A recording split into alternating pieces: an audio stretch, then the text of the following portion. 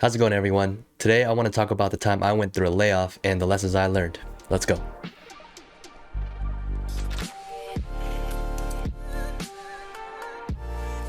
As I began this journey to becoming a resource to others in regards to their job search, I realized that I'm going to be asking others to get vulnerable with me by asking for help. How can I do that if I don't get vulnerable myself? And so I figured, how else better to kick off my channel than to go over the story of some of the darkest times in my career. It was 2018 and I was at a company, at a startup for about 2 years now. And I had been there since my young 20s, and I was in my mid 20s now. To say I was one of the faces of the recruiting team and the culture would be maybe an understatement, because I was so involved with a lot of different things. I was hosting our new hire orientations, I was helping with our weekly all hands meetings, and so much more. I was, maybe arrogant, maybe ignorant, but for whatever reason, I felt like if there was ever a layoff, it wouldn't affect me. I quickly learned that it doesn't matter who you are, it doesn't matter what you've done and how ingrained you are in the company, you are not untouchable and you can get affected by a layoff. One Friday morning, I get asked to come into a room, and when I get into the room, I come to realize that it's HR and my manager sitting in the room together, and they just asked me to take a seat. They informed me that unfortunately the company had not made their financial goals in the last year, and so because of that, mine and many other roles in the company had been eliminated. They thanked me for my time, but unfortunately my time had ended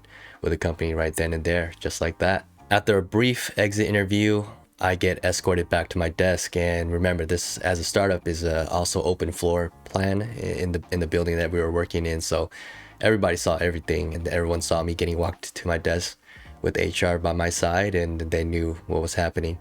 I started to clean out my desk. I also had a dog crate with me because I would bring my dog in. It was a dog-friendly environment. I would bring my dog in almost every day. So I would have to clean out all this her dog stuff, throwing her stuff in her dog crate, to also clean out my desk as well. I had tunnel vision at the time because I was kind of in shock, just in disbelief that what was happening.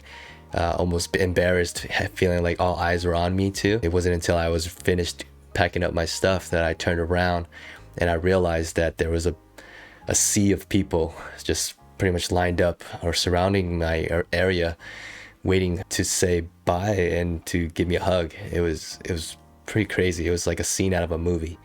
There was I remember 2 individuals who were crying in that moment because of what was happening. They were in disbelief. I gave everybody a hug, and I fought really hard to not choke up and fight back the tears, but it was really hard, I'll tell you that. Eventually get all my stuff together, tell everybody thank you for everything, all the memories, and that I looked forward to staying connected with them.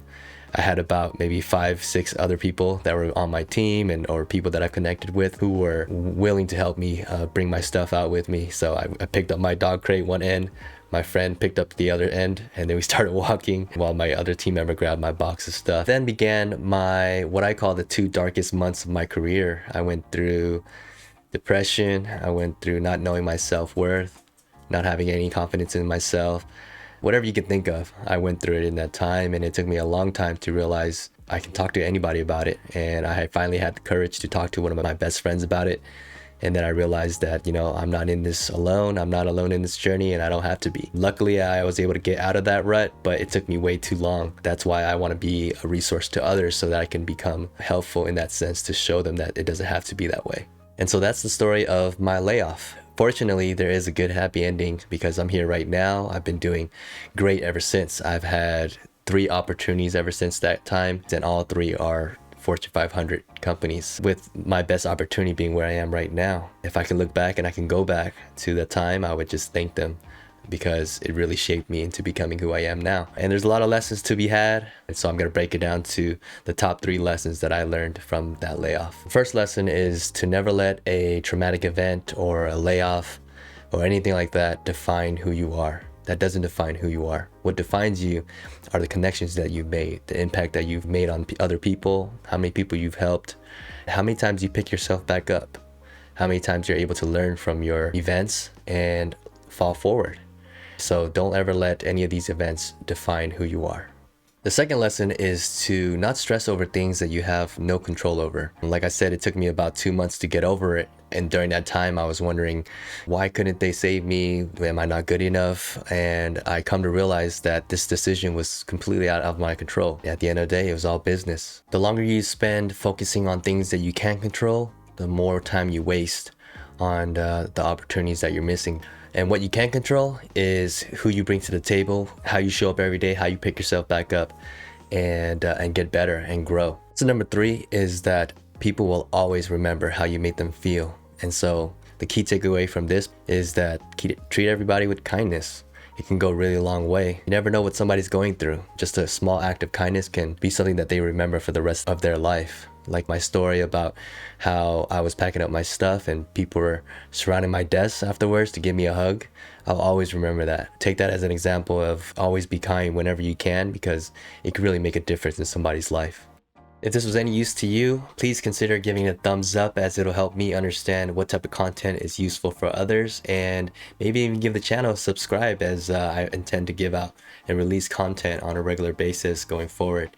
Thank you so much for your time, and I'll look forward to seeing you on the next one.